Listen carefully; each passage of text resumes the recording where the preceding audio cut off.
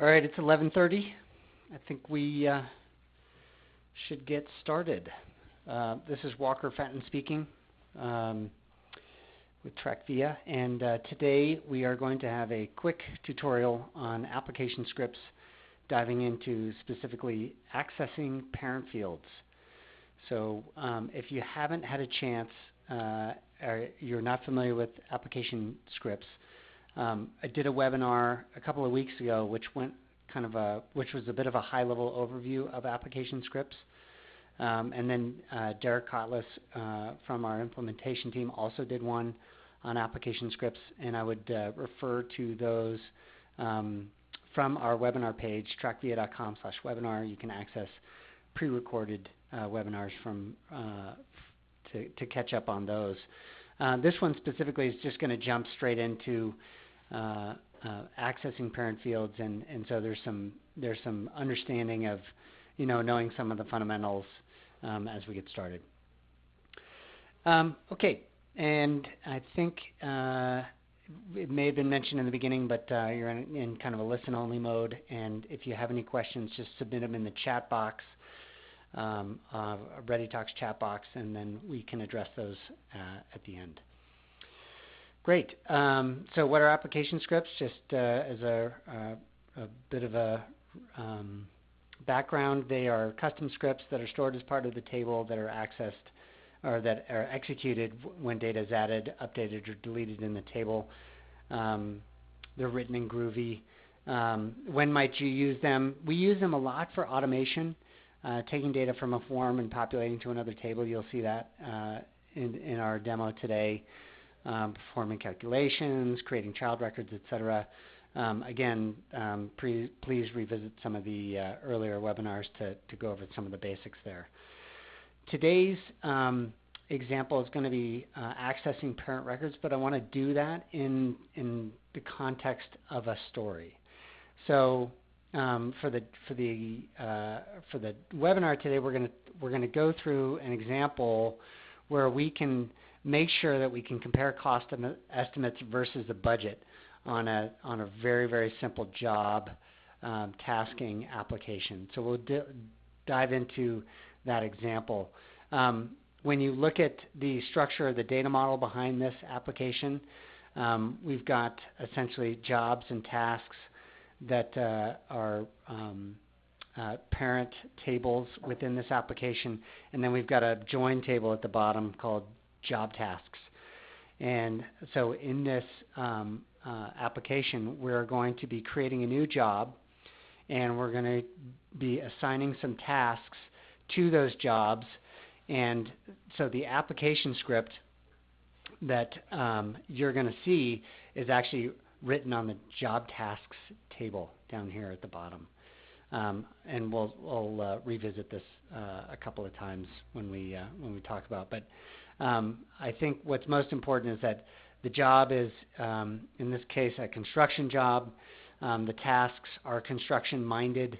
For example, we'll have tasks like pour concrete equals $2,000, and so then we'll be able to check our job costing, our cost estimates versus our budget using this simple application. So this is the form that we're going to be looking at and interfacing with. And the reason why I have a screenshot here is because I want to call out a couple of things. We've got a budget that is associated with the job, and we've got a total estimate which is associated with the job. But that total estimate right here on the right is a sum of all of the costing estimates that come from the tasks that are associated with this job. Okay, so we'll go through that in a little bit more detail. But when we get to the demo, this is basically what we're going to be doing. We want to make sure that the budget that we put into place isn't exceeded by the estimates of all of the job tasks that are associated with that job. And then we're going to tie it all back into parent records, I promise. It'll make sense. All right, so let's switch over to our application, and we can kind of dig in on this. So I've got an application that's already been built, and this application is a simple job tasking application. Now remember my diagram, I had jobs, tasks, and then my join table of job tasks. And I've also got relationships in between those tables, which is very important when you're accessing parent relationships. So jobs has a link to job tasks, and tasks also has a link to job tasks, because that is the join table in between them. So let's go back to my jobs dashboard and add a new job. So in this case, I mentioned that I'm going to call this beachfront. I've got some information about the job type, the status. For this budget, I'm going to say that it's $1,000. And so what we're going to check after we're done with this sample application is what the total estimate is of the assigned tasks. I can add my location, I can add an image field, etc. I'm just going to do that to add a little color. And then when I get into my assigning of tasks, these are tasks that pre-exist in the system in that task table. And so I can see that it's going to cost me $200 to prep the area. I get a demo an existing structure with $5,000 or $500, and then I'm going to pour some concrete because in this example I want to show you how that all that stuff adds up and gets added to this total estimate and then exceeds our budget and what happens then. So very simple. Add my tasks. I've got my budget, my job detail, my picture. I save my changes, and then what happens is I've based on that multi-select, I've added records to that job tasks table, and what's happened is that the app script has gone and added up the estimates associated with the child records in the job task table and updated it to the total estimate. So then now I can see that my estimate exceeds my budget. Okay, now let's get into what that looks like behind the scenes. In order for that to happen, I've got an app script that runs on the job tasks table. Now the job task table gets populated when you use that multi-select widget to assign those existing tasks like pour concrete, etc., and to the parent job. And when in my app scripts, I've got a script that is called check budget, and that check budget script is pretty straightforward. Basically, what it does is it pulls down the existing budget numbers and total cost, adds the current estimate to the total, and then repopulates the parent record with that new value.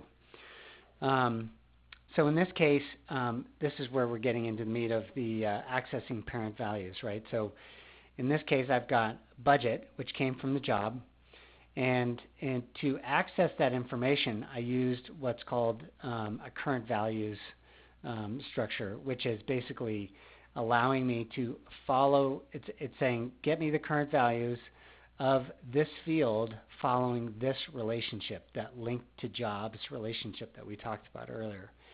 And it's really just as easy as that. All I'm doing is saying to this variable budget, I'm saying let's assign this variable budget the current value of what's in that parent table, and I grab that information by using this current values. And I did the same thing with total estimate, and I did the same thing with the task estimate. You can see that my current values use it for budget, and for total estimate follows the link to jobs relationship, and this last one, the task estimate, just follows the relationship up to the task table. Now that I have those variables populated, I add them together into a total estimate variable right here. And then my last step of this application script is to update the total estimate field in the jobs table with that calculated variable of total estimate. So very straightforward and very simple. We're looking at 16 lines of code basically to do that, and it's a pretty straightforward. But let's dig into that, what that means, what that parent chain looks like back in our presentation. Oops. Let me get my other window open. Sorry about that. There we go. So in the jobs table, I have set up a number of fields that are include information about the job, who the owner is, etc. And so from job tasks, which is where I wrote my script, if I wanted to access any of the fields in the jobs table, I just use this current values structure to pull that information down into my job task script. Likewise, if I'm looking at the relationship between job tasks and tasks, I get the same information, right? So from job tasks, I can write, I can pull down the current value of whatever information from the task table just by using that same structure. When you look at that structure in detail, basically what you're passing in is the relationship name and the field name as part of the parameters on that current values function. You may recognize the current values function because you can use that to access information that's passed in from the form. In this case, all we've done is added that relationship name, which tells the script what path to use to get to the value that, or the field that is that is being requested. So it's pretty straightforward, very, very easy. So let's go back to our demonstration because I want to show you kind of what it looks like when I add a new job. Sorry, when I've edited my new job. So I'm going to go to my jobs table, and let's go to the beachfront job that we just accessed. So you'll notice that when I did the app script, I did it on insert. So that means that if I edit any of these tasks, right now it's not going to update my total estimate. Right now, the only time that I'm doing that math is when I add a new task to that job specifically. So if your application has to handle it in both cases, then you have to be sensitive to that, adding it to a before insert or to a before update, if that makes sense. Great. So let's go back to my deck here, and then yeah. So there's more resources at developer.trackvia.com on app scripts. That's where we're building out kind of the knowledge base of app scripts because it really is a developer tool. And then I've just got a link here to Groovy Lang so that you can brush up on the Groovy language that's used in writing app scripts.